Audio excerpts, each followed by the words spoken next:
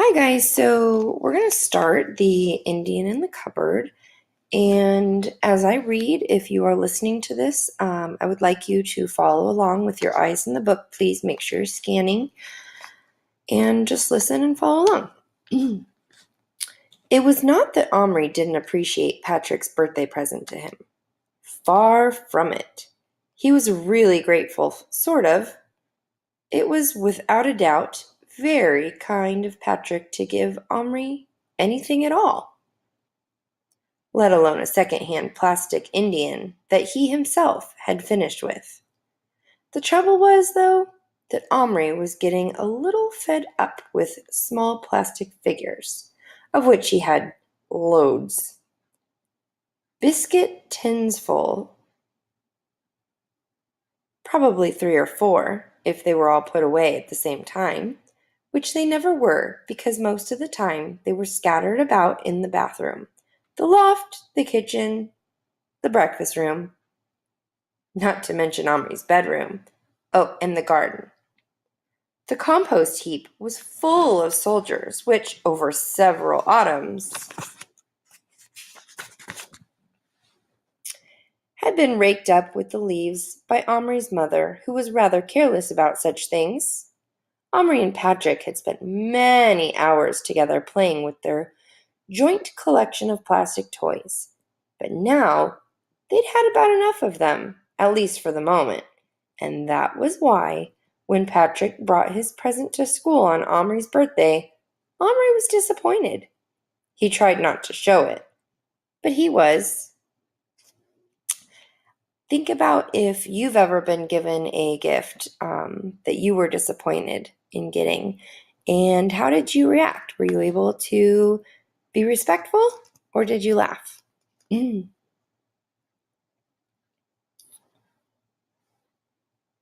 you really like him? Asked Patrick as Omri stood silently with the Indian in his hand.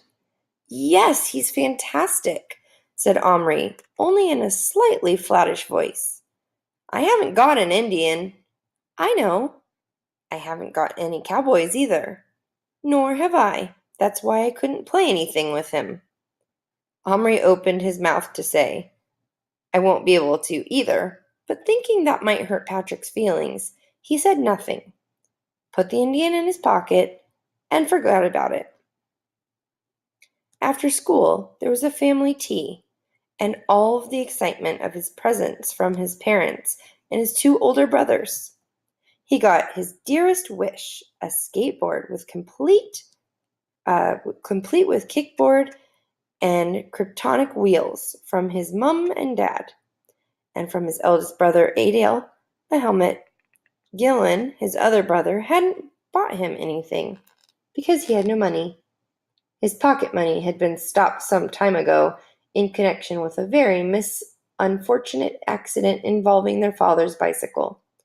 So, when Gillian's turn came to give Omri a present, Omri was very surprised when a large parcel was put before him, untidily wrapped in brown paper and string.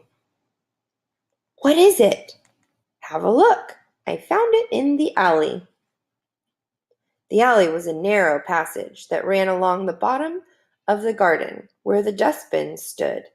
The 3 boys used to play there sometimes, and occasionally found treasures that other, perhaps richer neighbors had thrown away. So Omri was quite excited as he tore off the paper. Inside was a small white metal cupboard with a mirror in the door, the kind you see over the basin in old-fashioned bathrooms. You might suppose Omri would get another disappointment about this because the cupboard was fairly plain, and except for a shelf, completely empty. But oddly enough, he was very pleased with it. He loved cupboards of any sort because of the fun of keeping things in them. He was not a very tidy boy in general, but he did like arranging things in cupboards and drawers and then opening them later and finding them just as he'd left them. I do wish it was locked, he said. "You might say thank you before you start complaining," said Gillian. "It's got a keyhole," said their mother, "and I've got a whole box full of keys. Why don't you try all the smaller ones and see if any of them fit?" Most of the keys were much too big, but there were half a dozen that were about the right size.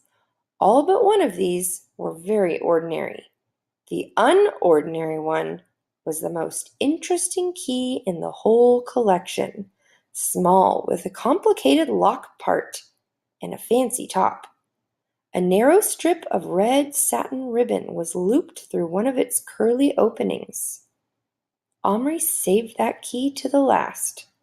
None of the others fit, and at the last he picked up the curly top key and carefully put it in the keyhole on the cupboard door, just below the knob. He did hope very much that it would turn, and regretted wasting his birthday cutting cake wish on something so silly, or rather unlikely, as that he might pass his spelling test next day, which it would take real magic to bring about, as he hadn't even looked at the words since they'd been given out 4 days ago. Now he closed his eyes and unwished the test pass, and wished instead that this little twisty key would turn Gillian's present into a secret cupboard. The key turned smoothly in the lock.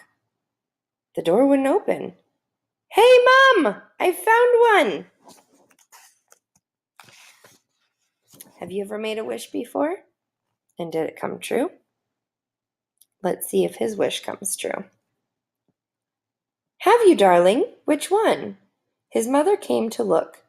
"Oh, that one! How very odd! That was the key to my grandmother's jewelry box that she got from Florence.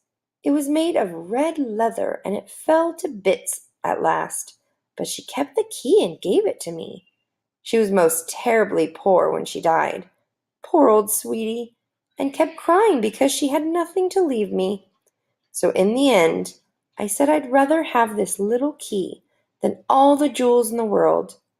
I threaded it on that bit of ribbon, it was much longer then, and hung it around my neck, and told her I'd always wear it and remember her. And I did for a long time. But then the ribbon broke, and I nearly lost it." "You could have got a chain for it," said Omri. She looked at him. "You're right," she said. "I should have done just that. But I didn't, and now it's your cupboard key. Please don't lose it, Omri, will you?" Omri put the cupboard on his bedside table, and opening it, looked inside thoughtfully. What would he put in it? "It's supposed to be for medicines," said Gillian. "You could keep your nose drops in it." "No, that's just wasting it. Besides, I haven't had any other medicines." "Why don't you pop this in?" his mother suggested, and opened her hand. In it was Patrick's Indian. "I found it when I was putting your trousers in the washing machine." Omri carefully stood the Indian on the shelf.